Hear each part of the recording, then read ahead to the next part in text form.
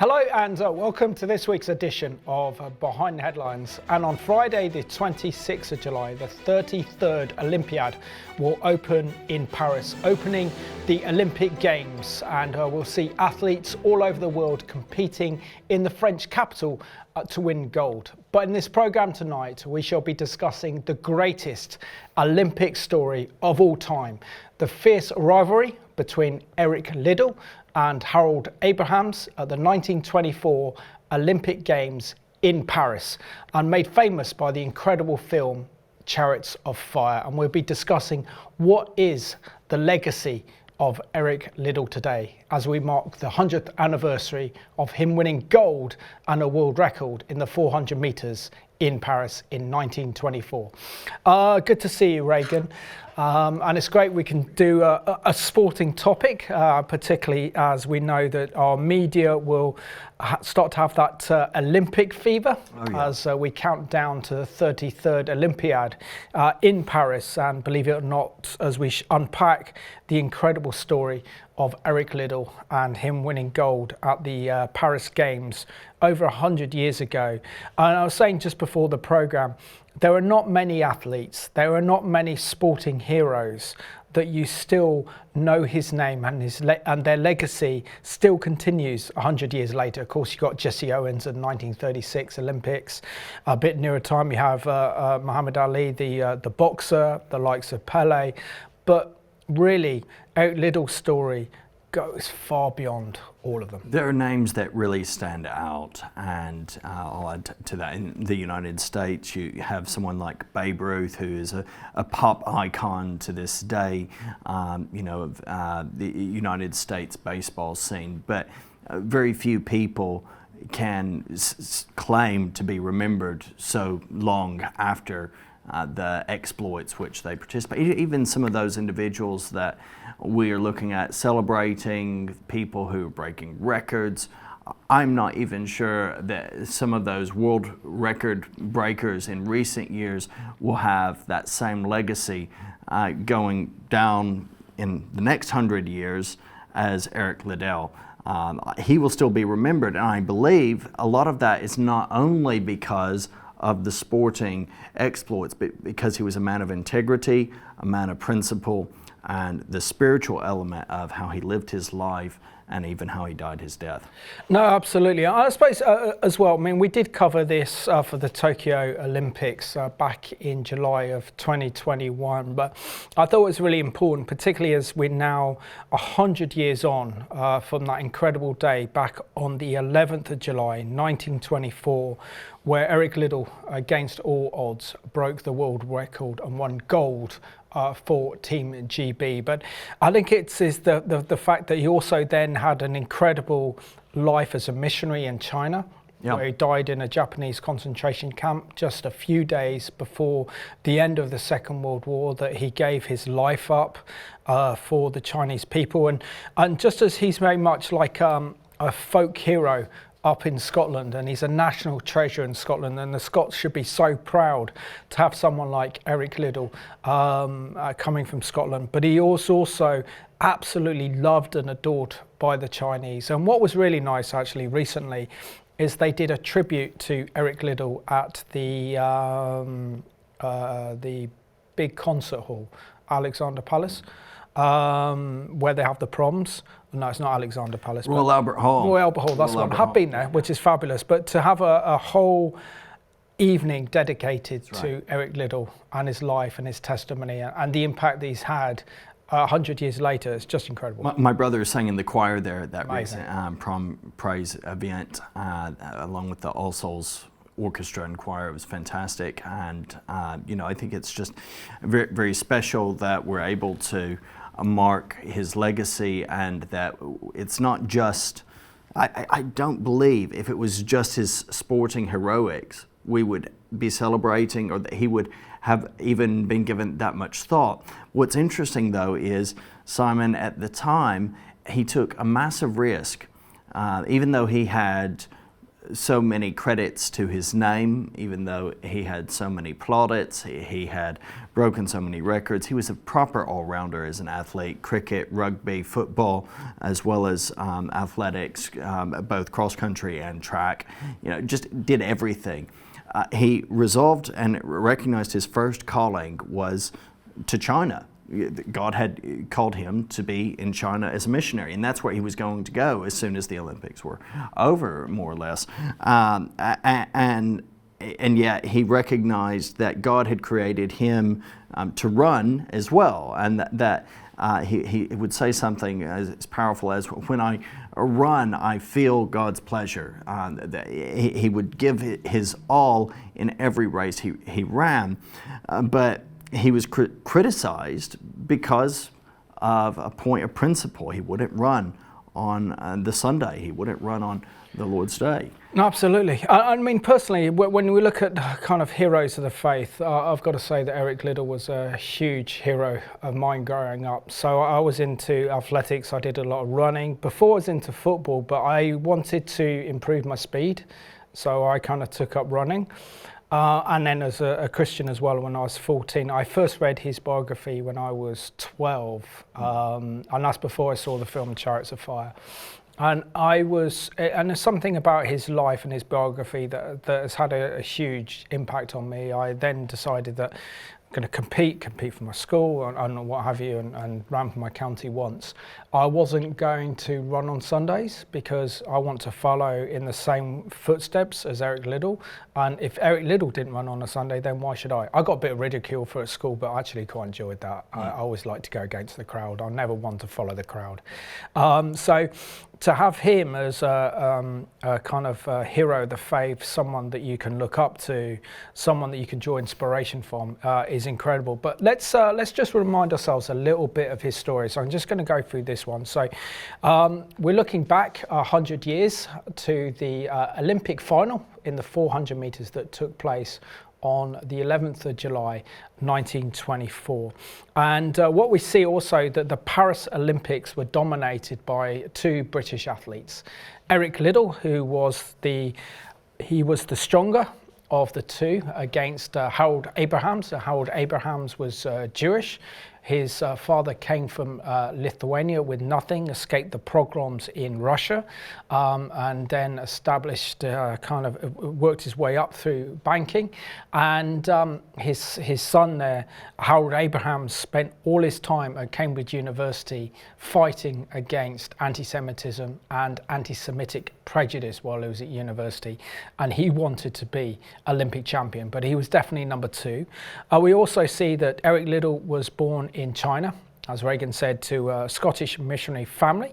He was born on the 16th of January 1902 and was capped for Scotland and rugby, but decided to pursue athletics instead, specialising in the 100 and the 200 metres. And Eric was a devout Christian who refused to compete on Sunday, believing it was the Lord's Day. And we see that Eric Liddell was forced eventually to make that choice to decide whether or not he was going to run or not, when he realized that the heats for the 100 meters, his preferred race, fell on the Sunday. And despite national pressure, we see how the media is today with our athletes. We see some of the toxicity, we see some of the pressure that's applied to various different... Yeah, and you have to look at the England team in the Euros as a classic example. Absolutely. And how stifling that can be, how influential. Liddell didn't care about that. He was like, no, this is not about anyone else. It's not even about country. I have to put God first. And that's exactly what he did. He chose to honor God instead of man, and ran in his less favored 400 meter sprint, broke the record, won the gold, and the rest is history, as they say. The epic Olympic story inspiring the Oscar-winning film Chariots of Fire. Had he won the 100, had he broken the record then, we probably wouldn't even be talking about Eric Liddell. He stood on principle. He went against the nation and its critics against him. He put God first, despite people saying, "Oh, it's okay. You're taking this whole Jesus thing maybe too seriously here." He accomplished what he set out to accomplish. and we continue to talk about it to this day. I mean, I love the footage here. So this is actually a raw archive footage dating back to the Olympic final on July the 11th, 1924, where Eric Liddell not only did he win gold, not his favoured event, but also broke the world record.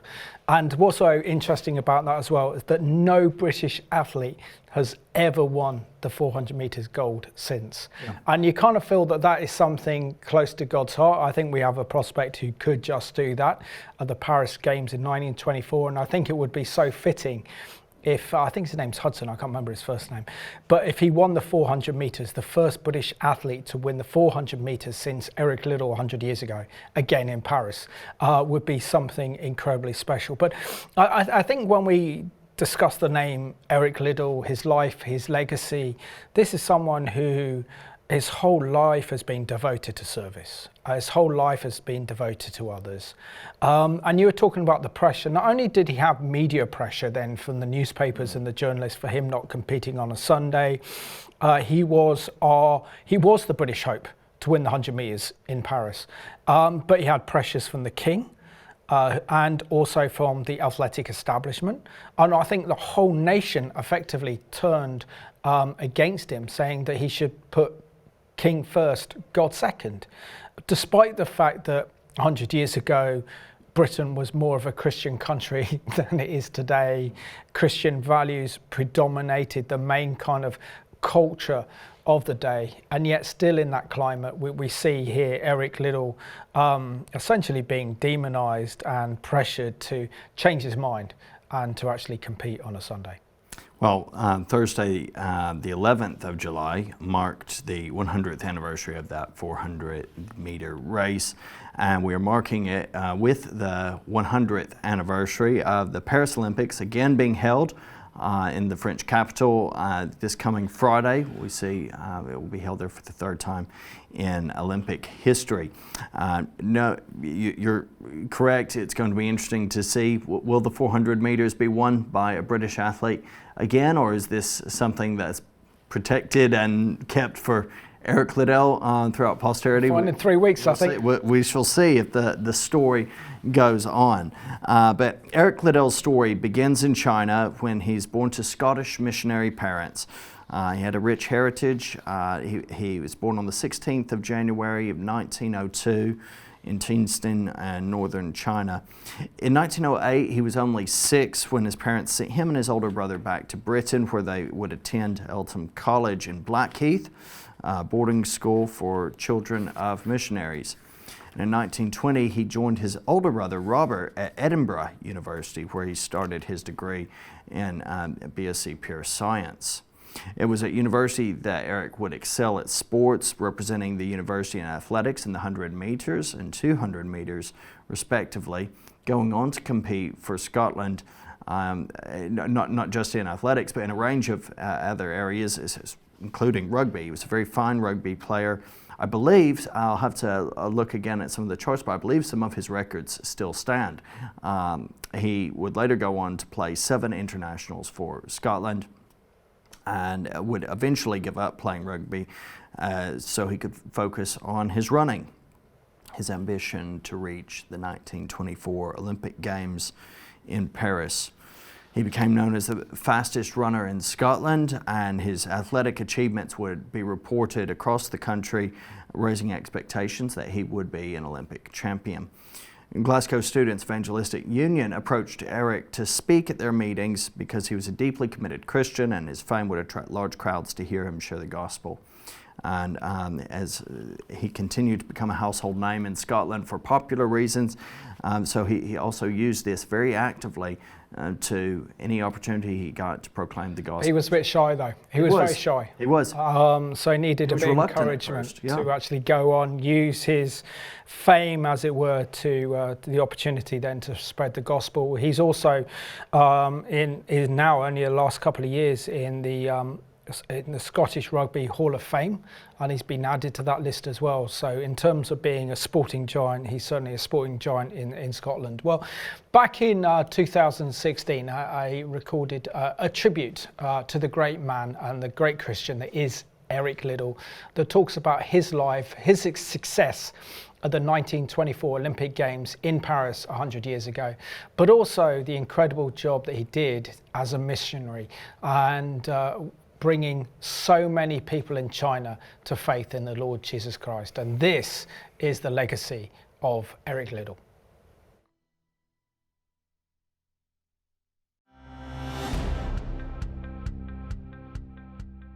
A few weeks ago, it was the 72nd anniversary of the death of a Christian sporting legend and childhood hero of mine, Eric Liddell, fondly known as the Flying Scotsman.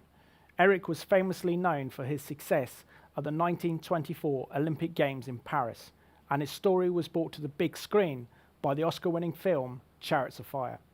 Eric was more than a sportsman, because his entire life was dedicated to the Lord, and after his Olympic success, he would return to China as a missionary to follow in the footsteps of his parents. Tragically, he would die in a Japanese prison or war camp in the last few months before the end of the Second World War. Eric Liddell's story begins in China, as he was born to Scottish missionary parents on the 16th of January 1902 in Tetsin, northern China. In 1908, Eric was only 6 when his parents sent him and his older brother to Britain to attend the Eltham College in Blackheath, a boarding school for children of missionaries. It would have been difficult for Eric growing up without his parents, who were working as missionaries in China. Eric, during his childhood, would only see his parents, his sister, and younger brother a few times at the family home in Edinburgh. Eric, in 1920, joined his older brother Robert at Edinburgh University, where he started his BSc, Pure Science degree course. It was at university that the young Eric would excel at sport, and he would represent Edinburgh University in athletics in the 100 metres and 200 metres respectively. He would go on and compete for Scotland. He was also a fine rugby player and would later go on to play 7 internationals for Scotland. He gave up playing rugby, deciding to specialise in running, with his ambition of reaching the 1924 Olympic Games in Paris. He became known as the fastest runner in Scotland, and his athletic achievements would be reported in the newspapers that raised expectation that he could be an Olympic champion. Glasgow Students' Evangelistic Union approached Eric to speak at their meetings because he was a deeply committed Christian, and his fame would attract large crowds to hear Eric share the gospel. Eric Liddell's main rival to win the Olympic gold at the 1924 Paris Olympics was Harold Abrahams, who was Jewish and was the son of immigrants from Lithuania, and his father was a successful financier. Harold attended Cambridge University, where he faced anti-Semitism, and it was these experiences that would be the driving force in his life. He wanted to prove to his peers that he was going to be the best. A year before the Paris Olympics, in 1923 at Stamford Bridge in London, now the home to Chelsea Football Club, that Eric and Harold Abrahams would compete against each other for the first time in the 100 metres. Eric was the winner that day, with his unorthodox running style beating Harold by 4 metres, and that defeat hurt Abrahams. Abrahams, after this defeat, hired a professional coach in Sam Musabini to help him to achieve Olympic glory. In the 1920s, sport was still very much an amateur pursuit, and by hiring a professional coach, he was looked down upon by the establishment of Cambridge University. Harold Abrahams would be looking for revenge against Eric Liddell in the 100 metres race at the Paris Olympics. He would also be up against the Olympic favourites, the Americans Charlie Paddock, the Olympic champion, who was looking to defend his title, and Jackson Schultz, nicknamed the New York Thunderbolt. It was Eric Liddell's deep Christian faith and convictions that would prevent him from competing for the Olympic gold in 100 metres against his main British rival, Harold Abrahams. Eric was the nation's favourite to win gold for Britain, but when Eric found out that the heats for the 100 metres were to be held on a Sunday, he went with his conscience and pulled out the event. Eric did this because he strongly believed that Sunday was God's day of rest and he would not compete. Eric Liddell's decision not to run on Sunday created an angry backlash in the British press, with headlines like "Liddell puts God before king and country." Huge amounts of pressure were placed upon Eric to reverse his decision, but he refused, deciding to stand firm in faith and fearing God rather than man. Eric would go to the Paris Olympics and would compete in the 200 meters and in the 400 meters, in which he was not expected to do well. Eric would win bronze in the 200 meters final behind the winner Jackson Schultz and Charlie Paddock. Harold Abrahams would compete in the final of the 100 meters without his nemesis Eric Liddell, but to win gold for Britain he would first have to beat Jackson Schultz and Charlie Paddock, the favoured Americans. This would be Harold's chance for glory and his opportunity to vanish the anti-Semitic prejudice he faced while at university. The professional training that Abrahams had gained under his coach Sam Massabini had paid off as he beat the Americans to win gold for Britain. Harold Abrahams would return to Britain and Cambridge University as an Olympic champion. He would also bring honour to the Jewish community in Britain. On Friday the 11th of July 1924 was the final of the 400 metres in which Eric Liddell would compete for Great Britain. In the heats, Eric had qualified for the final but was not expected to win gold as this was not his favoured event. It says in the old book, "He that honours me, I will honour."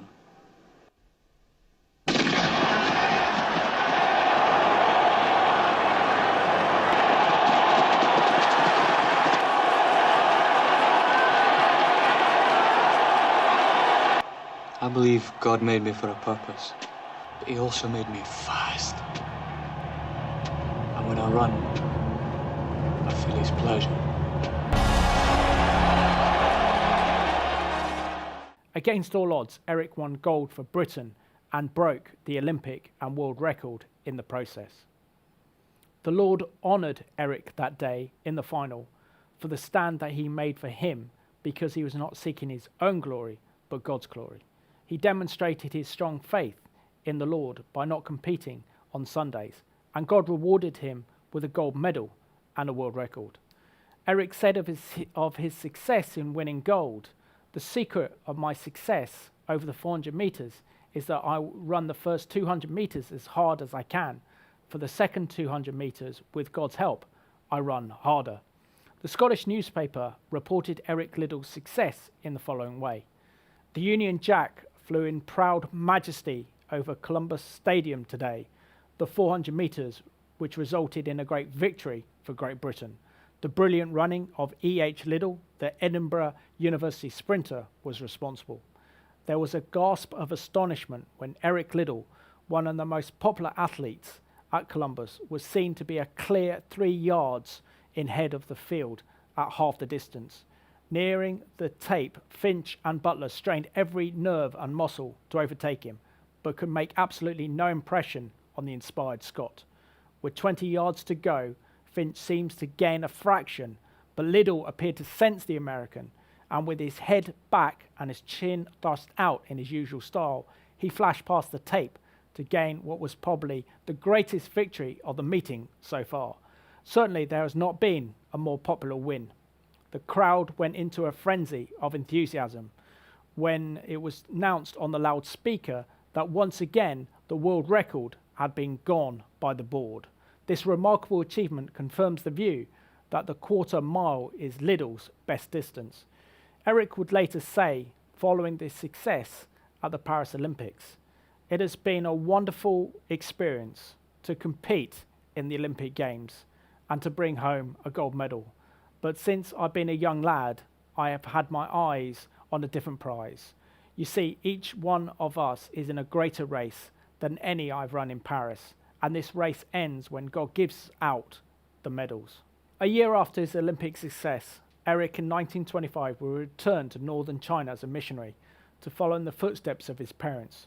China became a very dangerous place in 1931 when the Japanese invaded. In 1943, Eric was interned as a Japanese prisoner of war, and the conditions in the camp were awful, that included hard labour and with few provisions. Eric suffered a brain tumour and died on the 21st of February 1945, 5 months before liberation. The life of Eric Liddell was a huge inspiration in my life as a young teenager, as I was a keen runner representing my school in cross country and once representing the county of Dorset. I was so inspired by Eric Liddell's autobiography that I decided I would not run or compete on Sundays. I faced some ridicule at school for my stance in putting God first, but it taught me from a young age only to fear God and not man. Eric's story also helped me to make a stand for God, to stand up for his principles at school, even though I was 2 years academically behind the rest of my peers. But running gave me notoriety, even though it was difficult to be a Christian in the late 1980s. I still draw inspiration from the life of Eric Liddell, and when I watch one of my favourite films, Chariots of Fire, I still swell up with emotion. Eric achieved success in his life because he always put the Lord first, and he surrendered his life to Jesus in his entirety. He refused to compromise, and rather than please man, he served God. I believe that is why the Lord honoured him with gold in the Paris Olympics in 1924.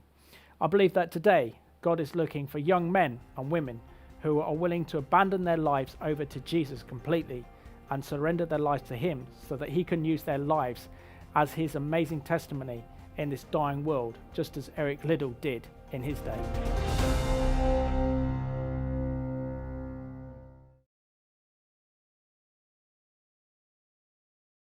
Well, it's a good thing to have a blast from the past there a few years ago for you, Simon. But yeah, 8 years ago. I actually think you look younger now. That's, yeah, change of diet, so maybe that has something to do with it. But yeah, thank you. I wish I could do these things again, because I would definitely change the tempo. My voice there was far too quiet than it should have been. But this is what you learn over years of broadcasting. You always look back and think, oh dear, did I really do that? But I think it's all about Eric Liddell. It's about telling his story. Good breakdown. The fact that Eric Liddell has played such a huge part of my life and my walk with God as well. So to honour him today in this programme 100 years on from winning that Olympic gold, yeah, it's a pleasure. It's an absolute privilege to be talking about this incredible athlete. I mean, what was quite extraordinary, I think, what portrayed in the film Chariots of Fire was the fact that he knew a year before the heats were going to take place on the Sunday. So he knew that he probably had a year to train for the 400 metres. He did win the bronze medal in the 200 metres. I think he beat Harold Abrahams in the 200. So of course, when it came to the 400, no one gave him a chance because the Americans were too strong. And they had two world record holders and two Olympic champions in that 400 metre race. And no one would have given Eric a chance. But the fact that he was on the outside lane, which is the hardest lane because everyone catches up with you in that lane, that you have to lead from the front. And he beat all expectations. I mean, he ran faster than anyone else that day.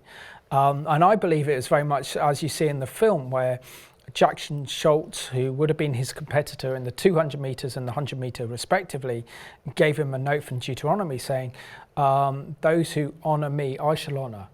And that just gives me goosepimples now when I think about it, to be given that note just before the final. And here he was as an American. He would be supporting the American team, but I knew there was something different in Eric Liddell. But also the sportsmanship of Eric Liddell as well, that most athletes today, you look at a 400 metre race at the Olympics or the World Championships or 100 metres, all the athletes are psyching themselves up, ready to hear the gun. But Eric Liddell goes up and shakes everybody of his competitors' hands, wishing them every success. So again, a different athlete cut from a different cloth, and in the film Chariots of Fire, which is true, is competing up in Scotland, and he was tripped up, he was lost, and then miraculously he got up to his feet and then beat everybody. And there was something, a drive, a commitment, and when he ran with power and with speed. Of course, his running style was not elegant. It was very much like kind of flapping in the wind, leading backwards. But no doubt that God had given him an extraordinary gift in running, and I think it's a very special gift to have that. But to actually be that good, and to be world champion, and to be Olympic gold medal holder, and also holding the world record for 12 years is some legacy. He went from being almost a national hate icon because of putting God first to being a national hero. And again, this is how our media works. Nothing really changes. You know, you go from this immense pressure, and it's just very toxic, to being celebrated. But he did that because he was putting God first, because he was focused fully on, first and foremost, honoring God above all else. He saw the problem that we have so much in society, and he would speak to this as being that we're going after the second best. We're always going after the second best.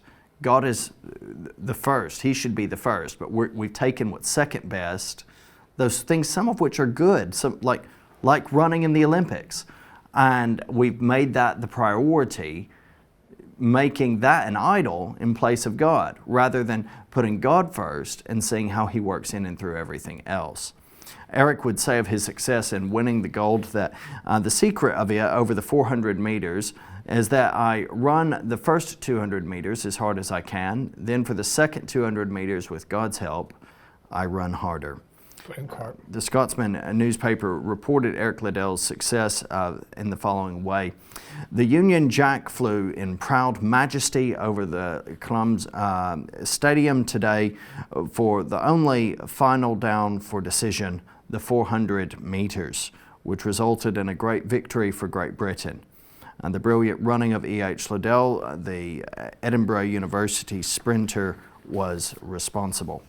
And there was a gasp of astonishment when Eric Liddell, one of the most popular athletes at Clum's, was seen to be a clear 3 yards of the field at the half distance. And nearing the tape, Fitch and Butler strained every nerve and muscle to overtake him, but could make absolutely no impression on the inspired Scot. With 20 yards to go, Fitch seemed to gain a fraction, but Liddell appeared to sense the American, and with his head back and chin thrust out in his usual style, he flashed past the tape to gain what was probably the greatest victory of the meeting so far. Certainly there has not been a more popular win. The crowd went into a frenzy of enthusiasm, which was renewed when the loudspeaker announced that once again the world record had gone by the board. This remarkable achievement confirms the view that the quarter mile is Liddell's best distance. Eric would later say the following on his success at the Paris Olympics: "It has been a wonderful experience to compete in the Olympic Games and to bring home a gold medal. But since I have been a young lad, I have had my eyes on a different prize. You see, each one of us is in a greater race than any I have run in Paris. And this race ends when God gives out the medals." Incredible, isn't it? And of course, we're on that race of life as well. But I mean, the story of the 1924 Olympic Games in Paris wouldn't be the same as well if it wasn't for Harold Abrahams. The Americans had just won the previous Olympics. The American sprinters were stronger, but also they had to travel a lot further. So this is in the age of pre-flight travel. So the athletes from the States or from Australia would literally get on a ship, and it would take them, particularly the Australian team, months to get to Europe. I think probably for the American team about a month or 6 weeks. So of course the only training they can do is on deck. They can't do any kind of serious training until they got to Paris. But of course Harold Abrahams is an incredible character in himself. I mean, here he is on screen there. This is after he won the 100 meters in Paris. I mean, you can say that really when it comes to kind of professionalism, he is the one that pioneered professionalism in sport. He wanted to be the best, no matter what the cost. But also the fact that he was at Cambridge University, he was studying law. He comes from a Lithuanian Jewish family where they escaped the pogroms, faced kind of persecution because he was Jewish and not acceptance, and wanted to fuel everything into his athletics in order to confront those who didn't accept him because he was Jewish.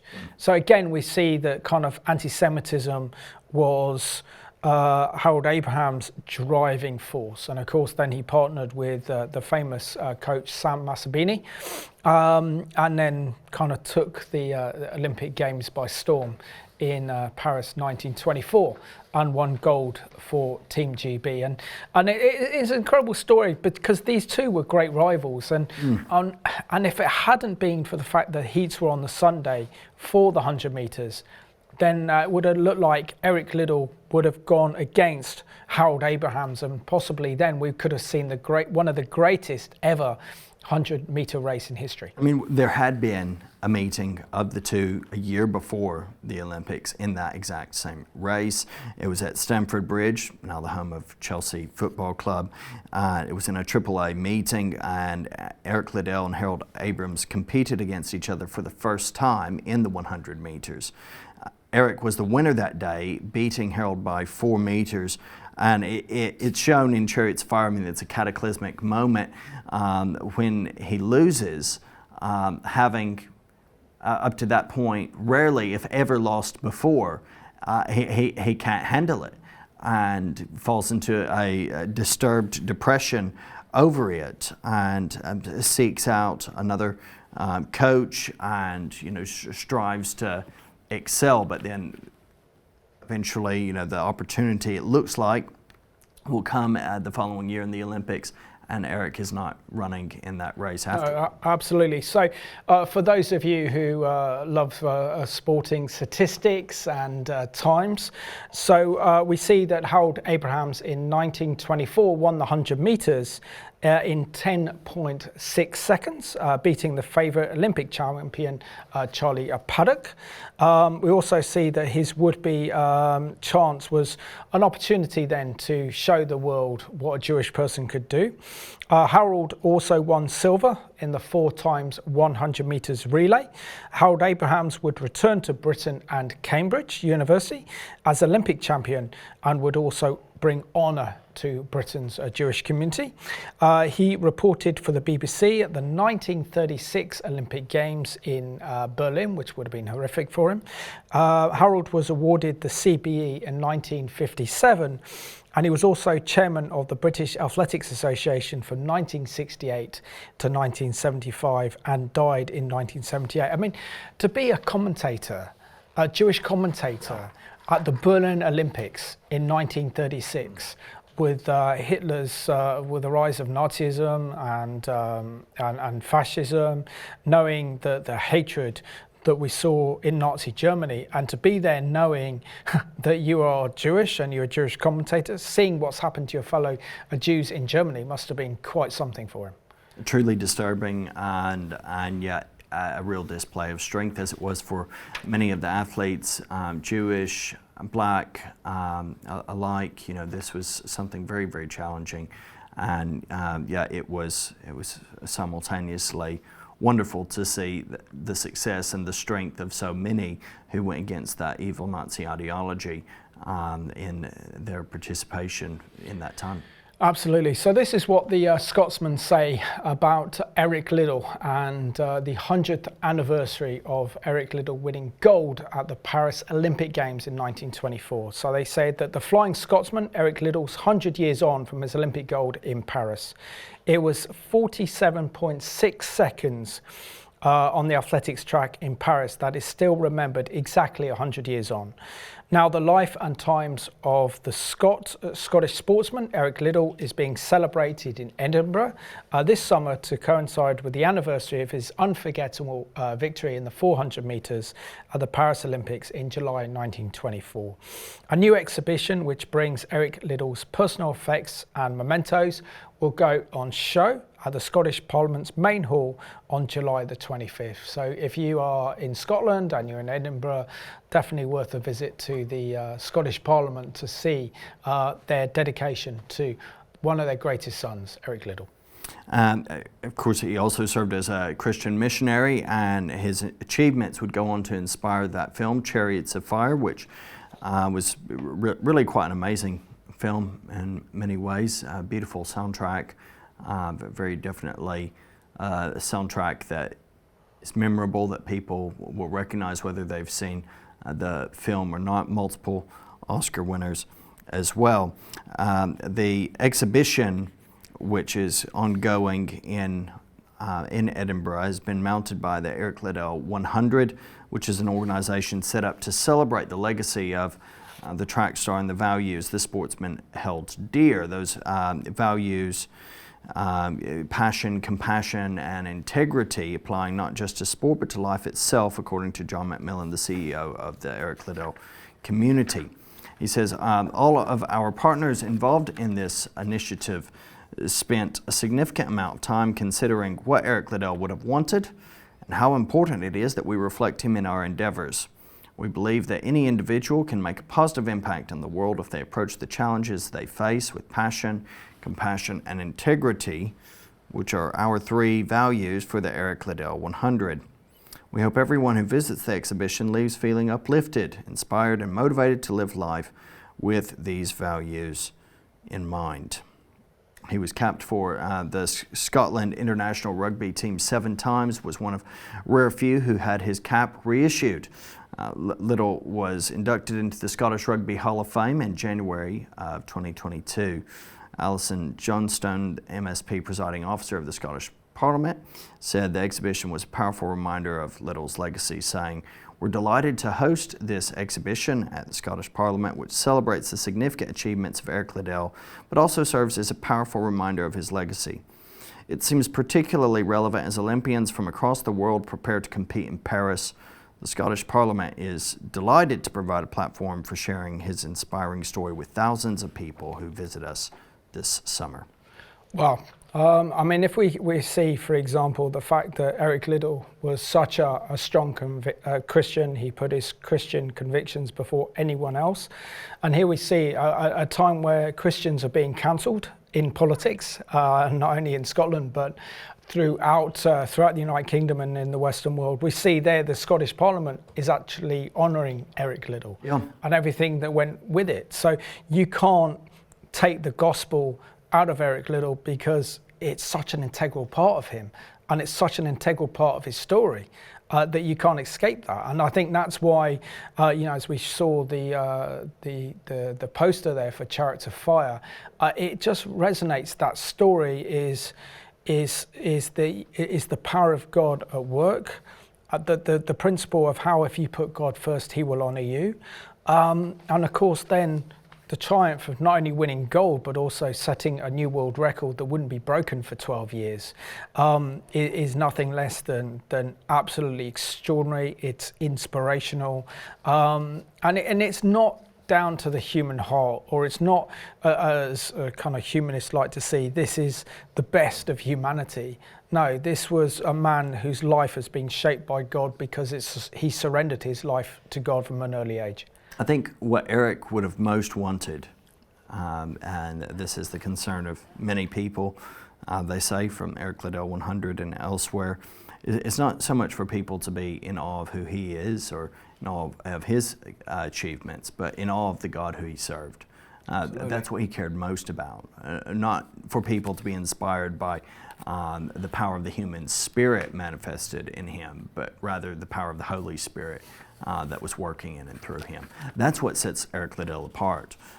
There are plenty of people who you can look at and on a human level you can relate to or glean inspiration from in athletics, in humane endeavors for whatever reason or purpose.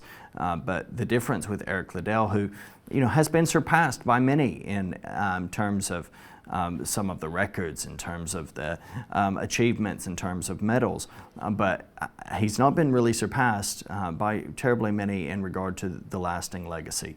And that is this Holy Spirit of God working in and through and continuing to use his story to this day. So as Eric would have desired, all glory to God for that. Yeah, and the BBC have a news article on their website entitled Eric Liddell, the Olympic champion, still inspires 100 years on. So the BBC reports that Alan Wells, who won the Olympic gold in Moscow in 1980, said this of Eric Liddell. He says, "To run what he did on cinder tracks is unbelievable. He had guts and determination. When you dive into his Christianity and his missionary work and a rugby player, I'm certainly in awe of him." I think that you shouldn't forget great athletes and what they achieved. But in this instance, this is just a bit more than being an athlete and winning an Olympic gold medal. He also goes on to talk about the fact that he is one of his athletics and sporting heroes. And also we see, for example, that Eric Liddell's final real chapter in his life was in China. So it must have been, I mean, look, you know, we now live in a massive celebrity culture, fame culture. But even in Eric's day, he would have been considered famous, a household name, articles written about him. There would have probably, as we've seen, that archive footage would have been shown on theatres right across the country. He would have been part of radio broadcasts. So it would have been a household name. So at the very peak of your powers, you'd say, I'm giving this up. And which he could have easily went on to kind of defend his Olympic record in the Amsterdam Olympics in 1928. But he decided not to. He decided to follow the call of God on his life and go to China to be a missionary. And I think this is remarkable. The fact that you have the fame, you have the prestige, you are Olympic champion, you've got an opportunity again to defend your Olympic title in Amsterdam in 1928, but instead you say, no, I fear the call of God on my life to go to China. Extraordinary. And he had sort of the element of this is shown in Chariots of Fire to a degree as he speaks with his sister about that ultimate sense of calling that he has. He does go. He leaves just the next year to northern China as a missionary, and he follows in the footsteps of his parents. Now, China, it has historically been a very difficult, very dangerous place for followers of Jesus. Throughout its history, there have been very few decades that have gone where there's been an openness and a freedom to proclaim the gospel. Whether it was the turn of the 20th century with the Boxer Rebellion and some of the massacres that accompanied with that and the expulsion of Christians, whether it was in the days of the Second World War. That's kind of the area in which we find. And of course, the Japanese invaded China in 1936. This is what happens. And so it had become a very dangerous place, particularly in 1931 when the Japanese invaded. And can reflect on that reality that for some time there was no involvement, there was no Western interest or involvement in that conflict at the time. There only became some interest and involvement in a meaningful way when the Japanese bombed Pearl Harbor. And then we see, because of alliances and obligations, also because of the kind of leftovers of the British Empire, for want of a better term, we see there is interest and there's involvement, and eventually Japan is defeated. But for a significant amount of time, Eric and his family continued to serve in China despite extreme difficulty. He would eventually send his wife and their children to Canada, where they would be for a season, but he would stay on himself. He had a sense of calling to be with the people and to solidify them in the needs that they had to make sure that they were being cared for, and eventually was interred as a Japanese prisoner of war. And in the conditions which he found himself, the stress that he was under, it's believed that he developed a brain tumor. It was technically undiagnosed, but everything was presented in such a way that it seemed as if he had a brain tumor for a couple of years. Was not receiving any treatment, of course, outside of the limited abilities of the doctor's facility in the concentration camp, and would die just 5 months before liberation on the 21st of February 1945. Yeah, so I got my dates confused then. It was 1936, so we had the Spanish Civil War, and of course the Japanese invasion of China was in 31. So he was embroiled on that, became more and more dangerous, and anyone wanting to know what it was like during the Second World War in China only have to see The Emperor of the Sun, which is an incredible film. It came out in 1989. Now, let's talk a bit about Chariots of Fire, because when you watch this film, and it was shown on Sunday, and It kind of brings tears to my eyes, this one. It just chokes you up emotionally. It's such a powerful, compelling film, but you feel the Holy Spirit in this film because David Putman, who's the award-winning film producer and created Chariots of Fire in 1981, of course won Oscars, was interviewed by CNN, and he said this. He says, what's beautiful about athletics as opposed to mostly any other sport is its lack of complexity. He says you're throwing something, you're jumping over something, you're running. Quite essential, really, of human effort. Chariots of Fire in 1981 won 4 Oscars, including beating Raiders of the Lost Ark, Indiana Jones film. It won Best Picture and has been ranked among the greatest British films of all time, and was the favourite film of US President Ronald Reagan and Joe Biden. Says that David Putman shares that when the film came out, he said after the film came out, I must have got this, and this is not an exaggeration, at least a half a dozen letters from people who said that the film had made them decide not to commit suicide and that life was worth living. He says the film has got a way of really speaking to people, something much more than we envisaged or probably had been put into it. It's got a life of its own. And that's incredible. I mean, to think that this film has saved people's lives from committing suicide is a kind of powerful testimony of giving people hope. Just put your trust in Jesus Christ and Him alone. Well, absolutely, Simon. And I think how it starts and how it concludes, and I mean, it's quite an emotive story, but it begins with the funeral of Harold Abrams. It begins with a scene right at the beginning of church, St. Martin's in the Fields. It's 1978, Harold Abrams' funeral, and elderly Lord Lindsay, one of the other athletes on the team Great Britain that amazing year, is delivering a eulogy. And he's remembering not only Abrams, but a whole generation who typified that Great Britain of that day. And he said, now there are just 2 of us, young Aubrey Montague and myself, who can close our eyes and remember those few young men with hope in our hearts and wings on our heels. And then everything else is a flashback until the very, very end, and they're seen walking off after the funeral.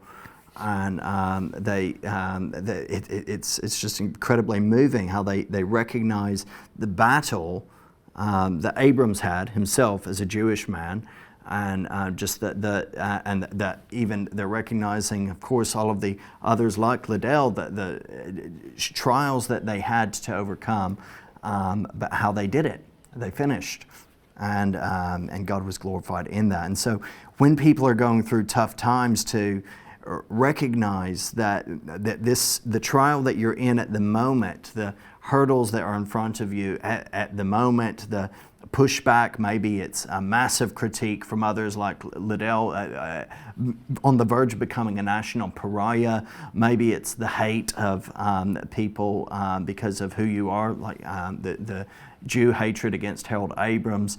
But they continued, and they did what they did best. And what I love about this film, though, is the Christian and Jew interweaved within this film, and also the Olympic Games in Paris, and the fact that both of them represent our Judeo-Christian heritage. That he are literally God's chosen person in Harold Abrams, and then Eric Liddell as well, the devout Christian, and the story is about both of them. Both of them overcoming trials, both of them overcoming difficulties and challenges, and yet both of them winning success and winning gold at the Paris Games 100 years ago in 1924. And throughout there's regular biblical reference as well, and some of the verses, even I remember Eric Liddell speaking from 1 Corinthians 9. He speaks 1 Corinthians 9, 24 through 27. Do you not know that those who run in a race all run, but one receives the prize? Run in such a way that you may obtain it. And everyone who competes for the prize is temperate in all things. Now they do it to obtain a perishable crown, but we for an imperishable crown.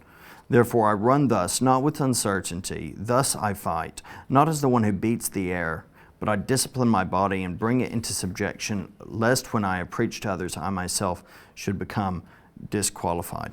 Incredible. Now, very quickly, I think we only got 2 minutes left of the program, and what was also incredible is that the day that Eric Liddell decided not to run in the 100 metres, because this was the day of the 100 metres heats, he was in church at a Scottish church in Paris, preaching from Isaiah 40.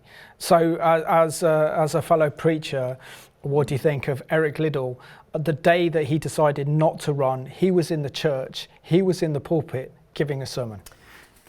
Well, it's a passage I go to regularly, and I can't help but find myself even almost emotional when I think of the closing words and how he presents them.